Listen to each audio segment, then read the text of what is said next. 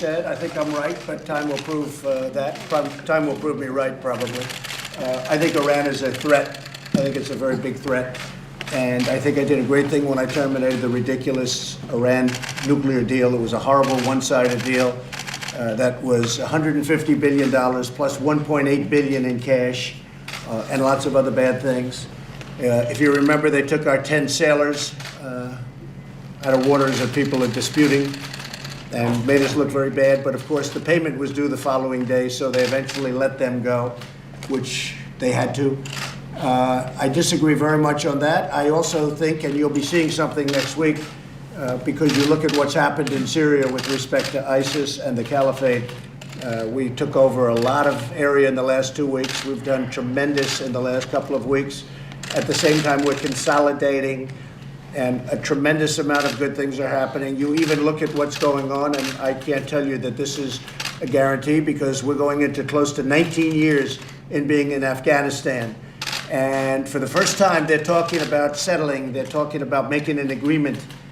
And we bring our people back home. If that happens, we'll see what happens. But they're in very serious negotiations for the first time. There's a reason for that. So I think we're doing so well on a foreign policy basis. You look at North Korea. Many of you are going to be traveling with us to North Korea. And for the meetings with North Korea, we're going to a certain location. I think most of you know where the location is. I don't think it's any great secret, but we'll be announcing the location and the date, the exact date. It'll be the end of February. And we've made tremendous progress with North Korea. When I came in, or let's say at the end of the last administration, frankly, it looked like we were going to war with North Korea.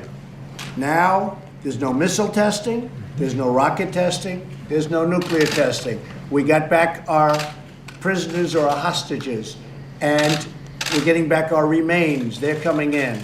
And we've had some beautiful ceremonies in Hawaii, other places. So I just tell you that we are doing really well. Our military is being rebuilt. It's very close to being rebuilt. Tremendous amounts of new aircraft, new ships, new weapons of all kinds, which we need, because hopefully the stronger we get, the less you have to use it. I guess you know that from growing up in school. The stronger we are, the less we're going to have to use it. We don't want to have to use it, but we're going to have the strongest military by far that we've ever had. So I didn't see the report from the intelligence. When you read it, it's a lot different than it was covered in the news.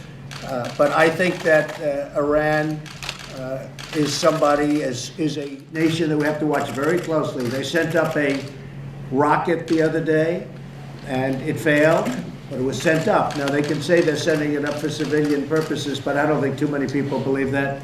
They're doing tests, and we don't want to be in a position where we're behind. We're not going to be leading from behind anymore. So that's the story. I have great respect for a lot of people, but I don't always agree with everybody. Okay?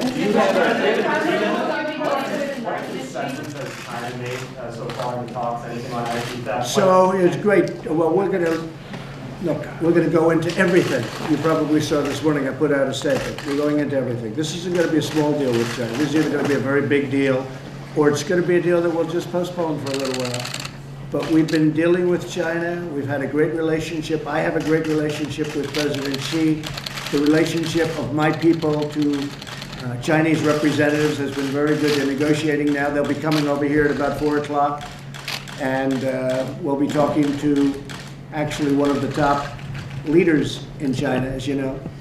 I think that probably the final deal will be made, if it's made, will be made between myself and President Xi. But we're certainly talking about theft. We're talking about every aspect of trade with a country. And we're talking about fentanyl, too. As you know, most of the fentanyl, which is killing 80,000 Americans a year, it comes through China. And in China, it was not criminalized.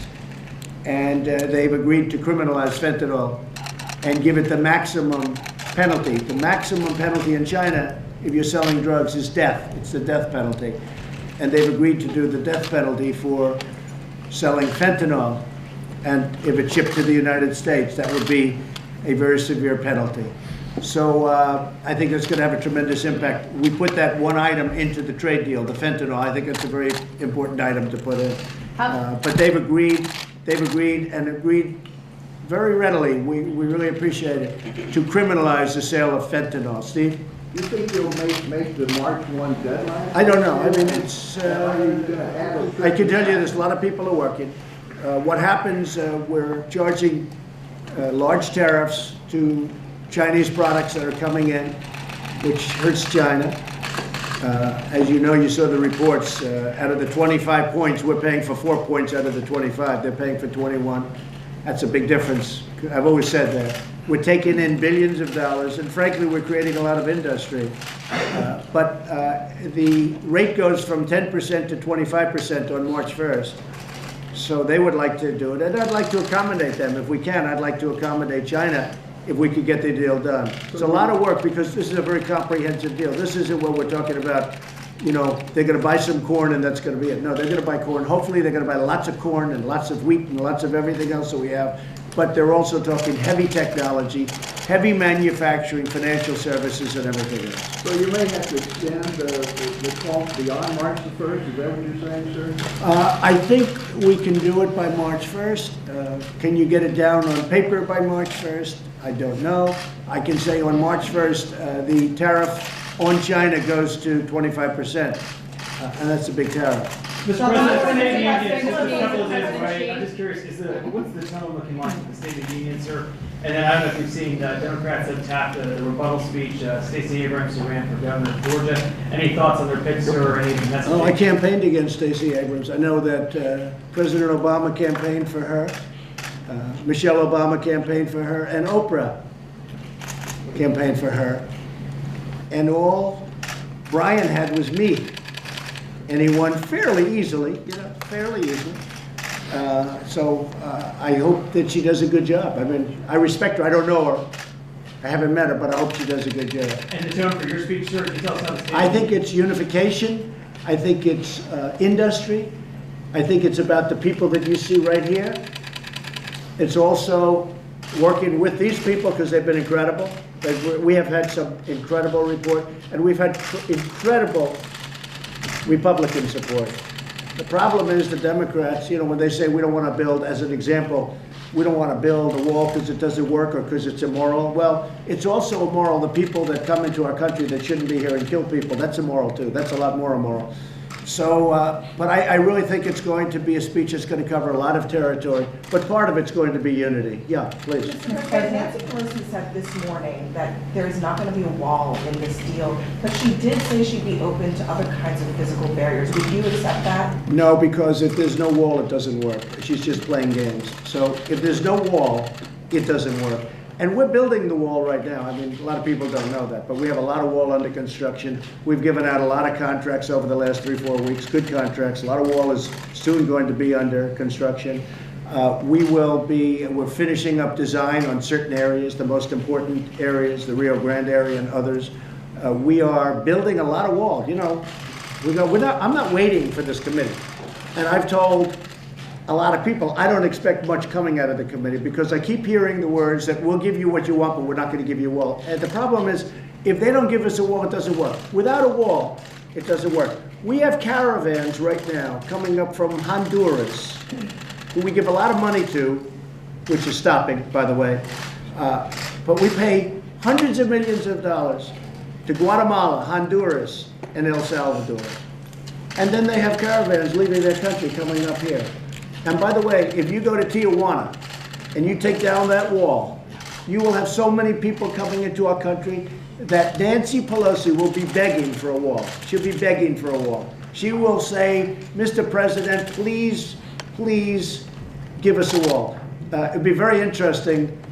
Some people have suggested, let me take the wall along California. Let's move it to Arizona. Let's move it to Texas. And you know, it would be a very interesting statement about Nancy. So, in California, they wanted the wall built in San Diego so badly, and we built it. And probably I should have waited, because as soon as it was finished, they started screaming, "We don't want a wall, we don't want a wall." But they wanted the wall so badly, and by the way, it worked. Nobody's getting through. But the minute it was built, they started saying, "We don't want a wall." without a wall, it doesn't work. It's very simple. I mean, I'm not saying this as a Republican. I'm not saying it as anything other than a fact statement.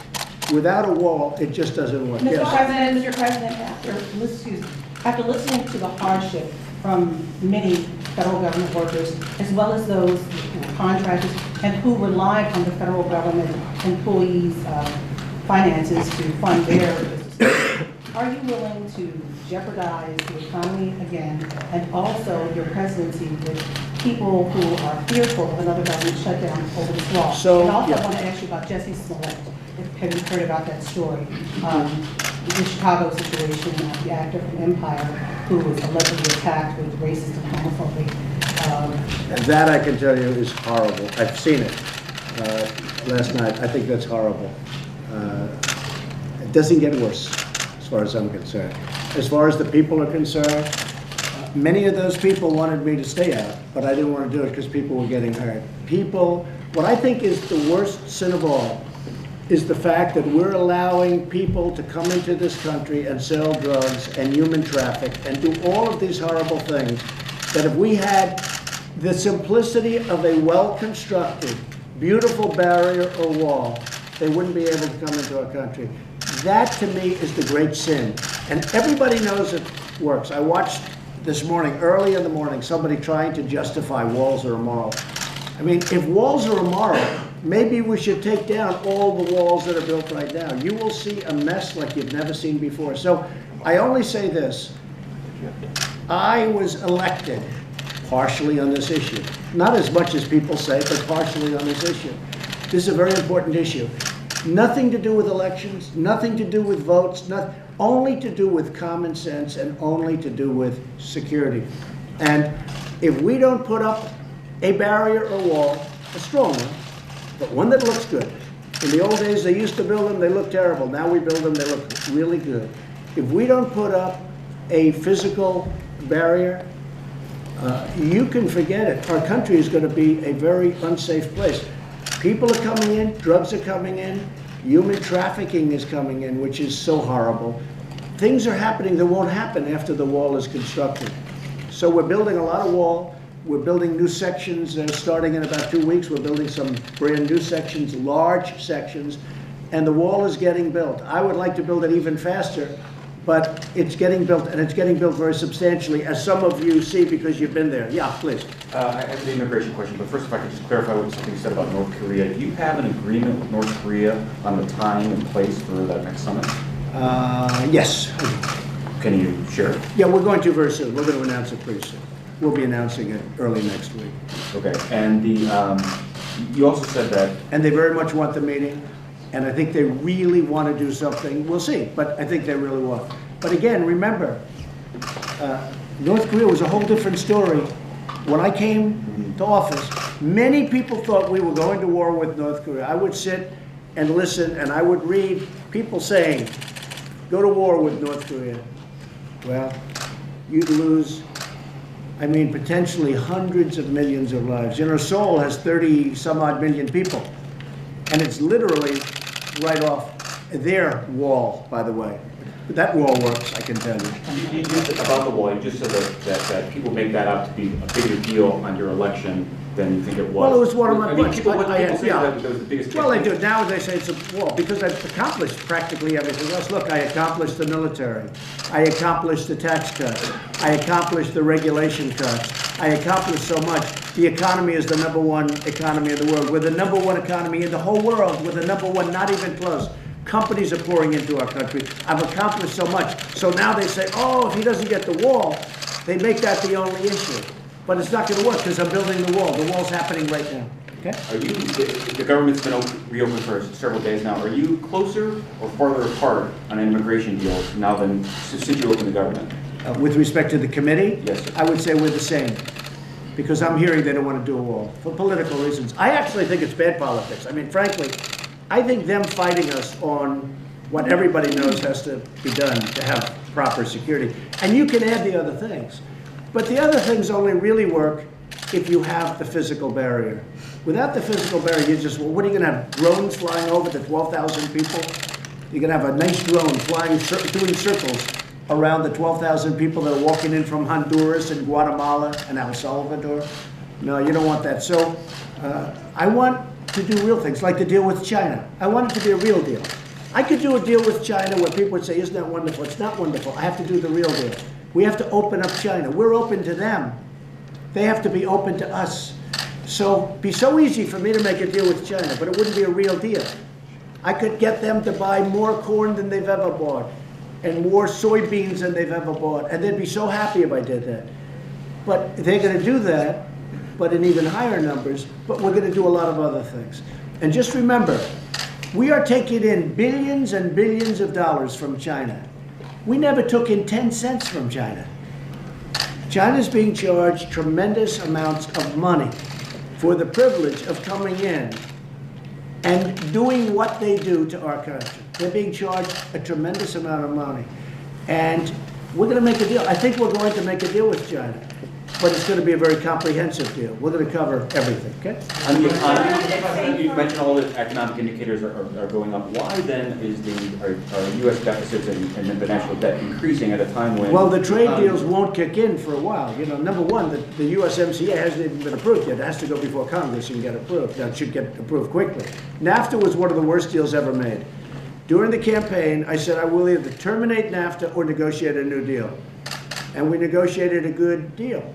Now, if you went back to pre-NAFTA, that would be frankly okay with me, pre-NAFTA or the New Deal, but I won't allow NAFTA. NAFTA was a horrible deal for this country. You look at the scars all over our country where you go to New England, you go to Ohio, you go to Pennsylvania, you see what happened in North Carolina. You have factories that are still empty from what happened with NAFTA. NAFTA was a horrible deal. The USMCA is a great deal.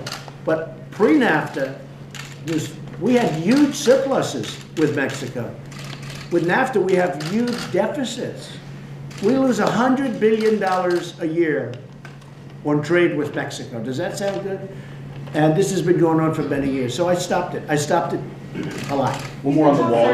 You said the wall is being basically held hostage for political reasons by the Democrats. Is there anything you would have done differently in the first 2 years? No, there's nothing. Look, they had this one. Yeah, could I have done it differently? No, not really. I mean, I think by having the shutdown, we've set the table for where we are now. If I didn't do the shutdown, people wouldn't know, they wouldn't understand the subject. Now they understand the subject. They realize what a humanitarian crisis it is. It's called, like in deal making, setting the table, or, you know, setting a stage. We've set the stage for what's going to happen on the 15th of February. I don't think they're going to make a deal.